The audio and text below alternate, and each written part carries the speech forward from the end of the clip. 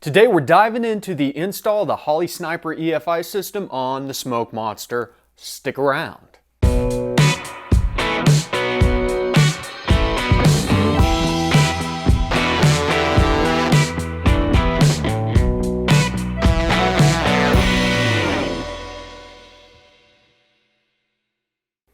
Welcome back to the garage, everybody. This is Project Smoke Monster R72 Nova. If you haven't followed along, make sure and check out the playlist. This is going to be a really neat project. It's got a 350 small block on it. Right now, we are getting ready to start building up a big block Chevy that is going to be a very, very, very powerful beast. We're talking in the mid 800s, naturally aspirated, but that's for a couple weeks down the road. All the parts are still coming in, and we'll go over some of that very soon. But for now, we are going to install the Holley Sniper. In fact, I've already installed the Holley Sniper on here, and I could have shot a lot of videos about putting the carburetor, taking the carburetor off and putting the Sniper in its place. And I mean, listen, this is super easy, and we are using like the most base level installation on this. We're not going to utilize any of the I/O or anything for now. We are eventually going to get into it.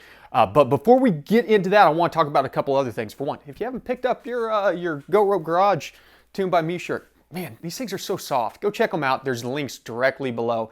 And I also want to announce we got a new partnership with a company called CustomConnectorKits.com. And they reached out to me, sort of asked what I was buying their kits for, and I told them, and they said, oh, that's cool. And I said, well, I've got an audience of people that are into this kind of stuff. Would you guys be willing to throw out like a discount code or something like that? Because I believe in this product. And I've bought 2 kits so far.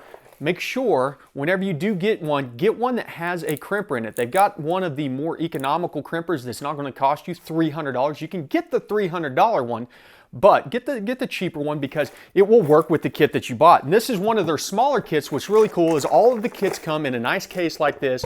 You open it up, and on the lid is all of the parts that you're going to have in your kit with part numbers to reorder if you decide to reorder. And this is the Deutsch connector kit, because Deutsch connector is probably about the best automotive connector that you can buy. The nice thing about it is they take all the guesswork out of it. I don't know if you've ever had to buy parts for connectors and pins for stuff like this.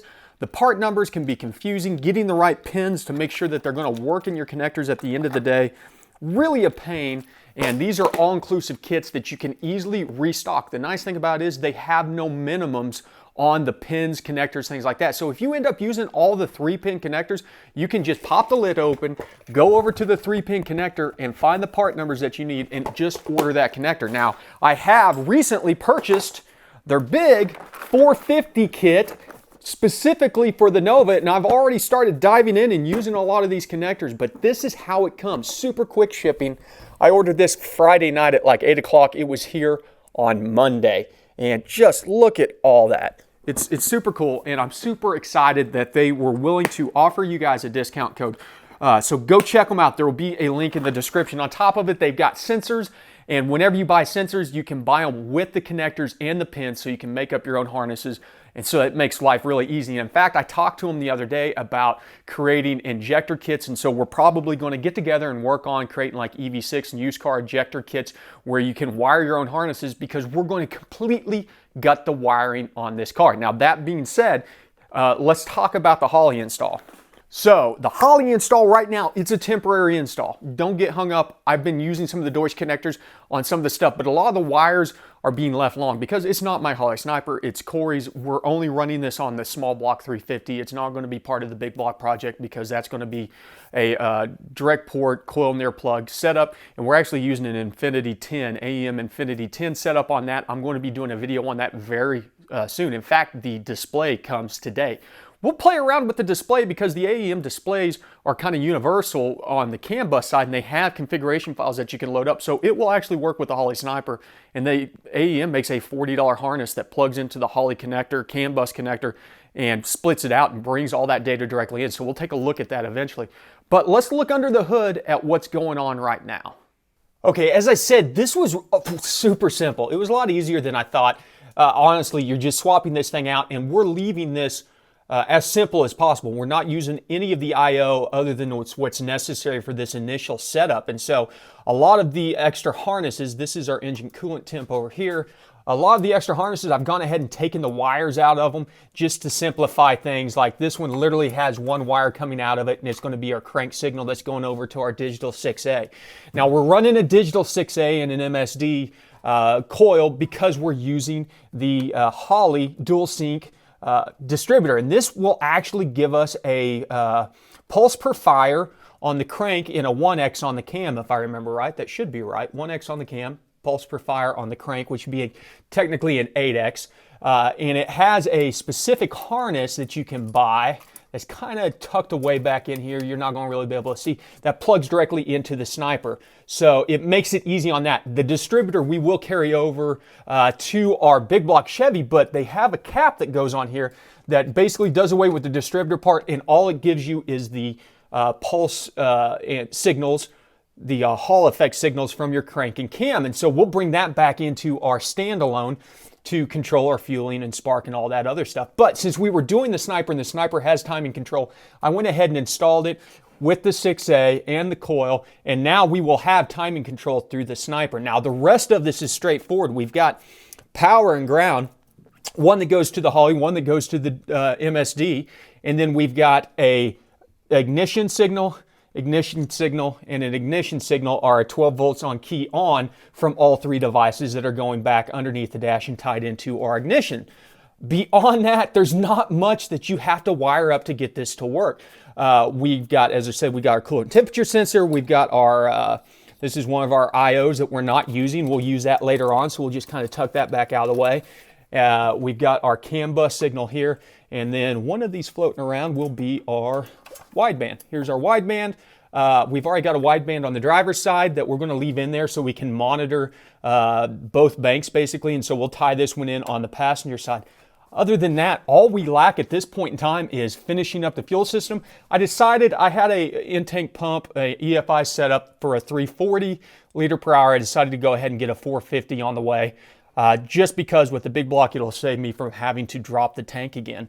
Now, as I said, it's a little bit messy over here. It's not as clean as I'd like to be, but I'm leaving all the harnesses long. That way, whenever I give this back to Corey, I haven't butchered up his harnesses, or I don't have to spend, $150 to replace the ones I did cut up. The only other thing that we've got here, this is our fuel pump lead that comes off a relay that's mounted to the wall back here.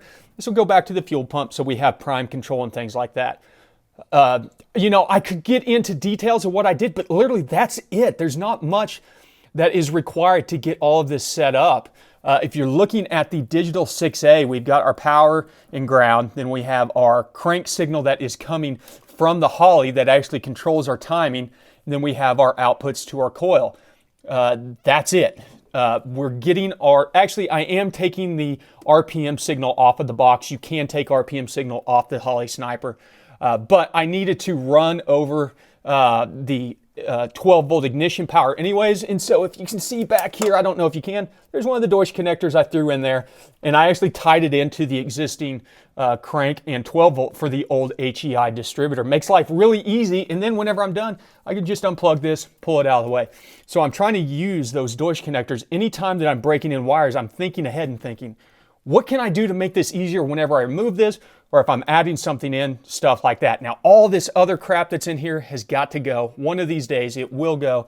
Probably whenever we pull the motor out to put the big block in, I'm going to go ahead and just start ripping harnesses out, because there's not that many systems on these cars. If you were to go through the circuits, there's like 110 circuits on this whole car, and probably 30 or 40 of those are going to go away. Some of the other ones could be better utilized. So we'll address that as we get to that point. But for now, I just wanted to take a moment to say, this is super easy. This can be done in probably about 4 hours, on a Saturday. Oops, sorry. This radiator shroud is crap. This could be done in about 4 hours on a Saturday, start to finish, for the most part. Now, as I said, you do have to upgrade to a high pressure fuel pump. And so I did do a tank swap version. I haven't dropped the tank out and the tank I got is from, what's that? Tanks Incorporated, I think. And it came with the straps, the fuel level sender, the filler neck, all the stuff that you need to do that. And then we're just using AN6 push lock race flux lines and fittings on that to make life easy. And so, yeah, that's kind of where we're at. And so we've got our Holley Sniper EFI 3-inch in here, and if we come in and go ahead and toss on our ignition, where's the magic? There it is. She'll fire right up. Now, we're going to walk through this a little bit more whenever the time comes. For one, I got to get an SD card in here. My buddy Corey took his out because it had his tune file on it, and you can't really save it, or you just can't save a configuration. So if you were to walk through the wizard in here to set this thing up for our setup, whenever you get to the end of it, it just doesn't have any way to save it or apply it. So that will be coming in the next day or two. So literally the pump will be here tomorrow, the SD card will be here tomorrow. If I can get the tank in tomorrow, there should be no reason why this thing is not up and running. We'll play around with doing the wizard for the startup, but what we're eventually going to do is we'll grab the USB cable to CAN out of the Project Country Club, the Cadillac, because it's the same connector, and we'll hook that one up so we can use the Sniper EFI software to really dive into the menus. And you'll see that most of them look exactly like the Dominator or the Terminator menus. You know, the back end of all these software is pretty much exactly the same. So if you have worked on a Terminator or a Dominator or a Sniper, you're going to be well equipped to work on one of the other platforms.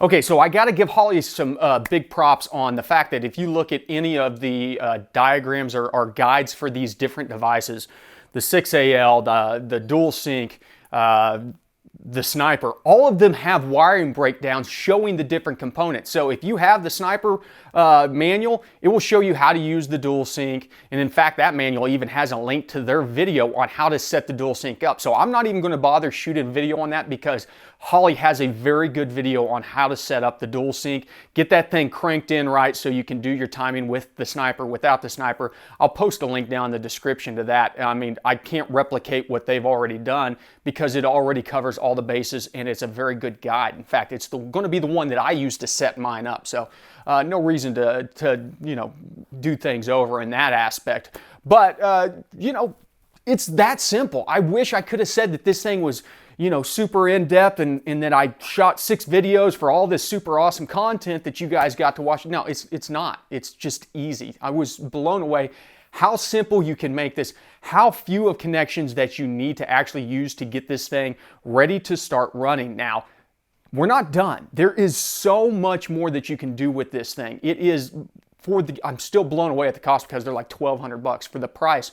These are very robust units with a lot of I/O, and so we're going to utilize some of these I/O whenever we get into nitrous control and things like that. So there will be plenty of content coming out in the next month, specifically on the Sniper. And then, as I said, we're also going to start touching on the AEM Infinity platform, looking at some of the features, getting that set up, going through the wizard to do all that stuff. So make sure and check that out. Now, if you have any questions, you're going through this, you have any advice on to other people that are installing the Holley Sniper, things like that, go ahead and hit up the comments below. Let's share that information.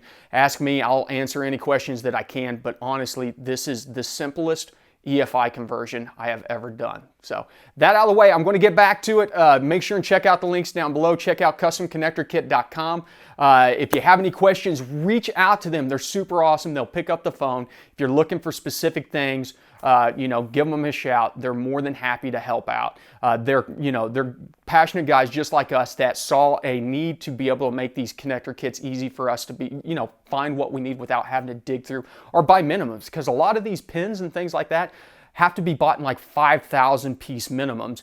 They're buying the minimums, that way you don't have to go out and buy 5,000 pieces. Trust me, I've had to do that before. I've got some connectors over there in my electrical box where I had to buy 500 crimp-on pins and I needed 3 or 4. It was crazy. But yep, I'm getting back to it. You guys know the drill. Thanks for stopping by the garage. Remember, ABT, always be tuning.